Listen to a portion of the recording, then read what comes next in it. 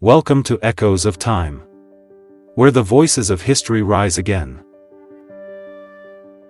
Persia had fallen. Babylon was his. Persepolis burned at his command. Yet, for Alexander of Macedon, conquest was never enough. Beyond Persia lay new lands, Bactria and Sogdiana.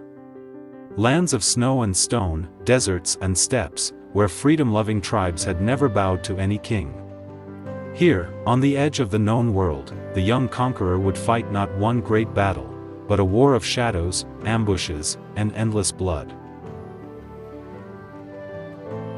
329 BC. Alexander crossed the Oxus in pursuit of Bessus, the traitor who betrayed and murdered King Darius III. 4 weeks, the Macedonians marched under a scorching sun. Men collapsed from thirst. Horses died in the sand. But Alexander drove them forward. Soldier. We conquered Persia. And now? This wasteland will kill us before the enemy does. At last, Bessus was betrayed by his own officers. He was captured, whipped, and chained before Alexander. Alexander. You called yourself king of Asia. You betrayed your master. Now learn the price of treachery. Bessus was mutilated and crucified, a brutal display of justice. The Persians feared Alexander. But the tribes of Sogdiana were not so easily broken. From the valleys and mountains, rebels rose. Their arrows struck from hidden cliffs. Their riders vanished into the steppes. For the first time, Alexander's invincible army faced a war it could not see. Rebel chief. These foreigners bleed like us. Strike their supply lines, burn their camps. We fight not for kings, but for freedom. Night after night, garrisons were attacked. Macedonian soldiers, far from home, began to despair. Tired soldier. We fought kings. We fought Persia itself. And now? We fight ghosts in the dark. Then came the Scythians. Nomadic horsemen from beyond the Jaxartes river. Their tactics were unlike anything the Macedonians had faced. They rode in endless circles, releasing a rain of arrows, striking, retreating, striking again. To fight them was to fight the wind itself. Macedonian officer. Our phalanx cannot reach them. They sting, they vanish, like wasps in the desert. But Alexander would not yield.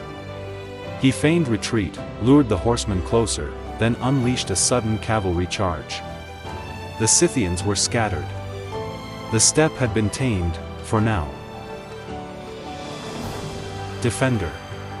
You'll need wings to take this fortress, Macedonian. Alexander. Then I will give you men with wings. At night, 300 chosen men climbed the cliffs with ropes and iron spikes. Many slipped and fell to their deaths, but by dawn, survivors stood above the fortress. The defenders woke to see Macedonians above them. Their laughter turned to horror. The fortress fell without a fight. Another stronghold, the Sogdian Rock, held nobles of the rebellion. Here, Alexander encountered Roxana, the daughter of a Sogdian noble. Captivated by her beauty, Alexander chose her as his bride. To his men, it was a shock. To the locals, it was a symbol. The conqueror did not just seek obedience, he sought to bind nations together, by blood and by marriage. Yet marriage could not end the war. For 2 long years, resistance burned. Guerrilla raids, scorched earth, assassinations, Sogdiana fought with every weapon. Alexander responded with fire and iron.